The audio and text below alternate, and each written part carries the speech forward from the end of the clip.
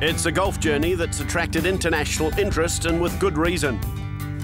Michael Goldstein and Jamie Patton, two corporate lawyers from Wellington, will play a golf course every day for the next 365 days around the globe. It's an incredible journey for the 24-year-olds that began on New Year's Day at Kauri Cliffs. We caught up with them on day 41 at Auckland's Titirangi Golf Club, and it was a case of so far, so good. Yeah, we're feeling quite good. The legs get a bit stiff some days. We walked around Kinloch, and that was a really long walk off the black tees, but we're quite fit. We play a lot of other sports, and I guess we're coping pretty well so far. We've got a bit of physio advice, and we've got some dietary advice as well, so we're just trying to stay on top of our health physically. So where did the idea come from? Well, we were in the Hawke's Bay last year and on an end-of-year hockey trip, and we were both looking for a challenge, looking for something to get us out of our comfort zone. We've been working as corporate lawyers in Wellington, but we're a bit bored with that, so we're looking for some inspiration. And then Goldie chucked it out there when we were in the car one day, and we laughed it off, as you would. And then a week later we sat down and thought, no, we could actually do this. Wrote a few letters and dropped a couple of plans, and here we are. Michael and Jamie follow Ricky Bartlett, but on an international scale. It was a massive task planning the journey.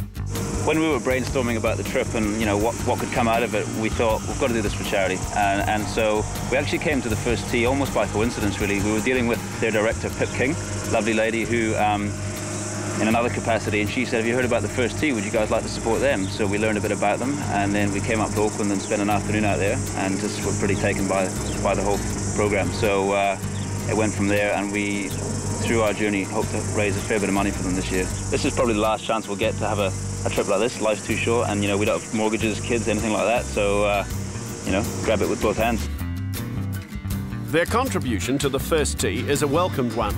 Craig Heatley, who played Titirangi with them, and Phil Titirangi are proud of their entrepreneurial spirit. Everyone at the first tee is really proud of the guys and happy that they're bringing us along for the ride. Both Michael and Jamie are a great fit for first tee. They're great guys and embody a lot of our values that we hold so dear, that we try and teach the children.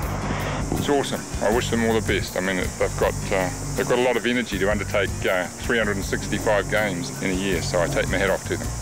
They're playing some awesome golf courses, and they're going to have some fantastic experiences, and I'm looking forward to seeing them at the end of the year and hearing all about it. I dare say the big key, Jamie, is how well you get on with your mate. Pretty well on the whole. We have our moments, but we try and get a bit of personal space when we can. Well, we've been mates for nearly 10 years, so we knew that there was going to be a lot of time in each other's back pockets before we started out on this, and I think we can cope with it. What's the worst trait he's got? Worst trait, he's very messy. Really? Very messy, yeah. And loses things. He doesn't like three-putting. It's probably his worst trait, because he's a very good putter, but when he three-putts, he's not a happy chappy. Now, what happens if you get sick or you come down with some bug? Well, touch wood, that's not going to happen, and we're trying to stay on top of our health for that reason, but we're just going to have to persevere. Actually, who is the better golfer, to be honest? Michael. Michael's a better golfer. Well, I've got to rate myself, really, don't I? It's a competition against Jamie, but he's a very good putter, and for the first month he's already shown that, and he drains them from everywhere, so putting's the name of the game, and if he keeps that going, I think I might be in a bit of trouble. He'll be disappointed because he actually said you were the best golfer and he was hoping you'd... Yeah, I thought that might have been the case, but he's a better putter. The pair provided plenty of highlights in their round, from the back tees at Titirangi, their single-figure handicappers, and right up for the challenge.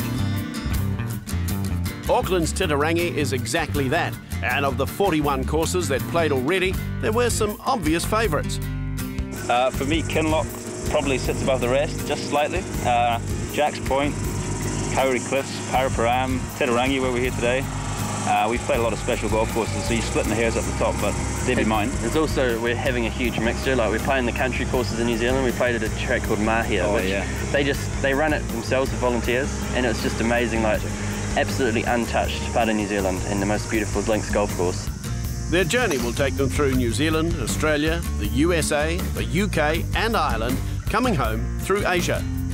For me, the old course at St Andrews is just a massive must-play. But all through Aussie, the States, we're trying to play some of the better courses, and each time you get to a track like that and they welcome you, and you have just an amazing day. In this battle at Titirangi, Jamie and I proved far too strong for Michael and Craig, taking out the contest by a whopping margin of 5-4. But Michael and Jamie have their own battles for the year. The loser every day has to eat 2 dry Weet-Bix right after the round. And today that honour went to Jamie. Now, for anyone who'd like to contribute to the guys' adventure and to First Tee, here is how you can. What we're doing is we're directing people to our website, which is www.PureGolf2010.com, and we write a daily blog.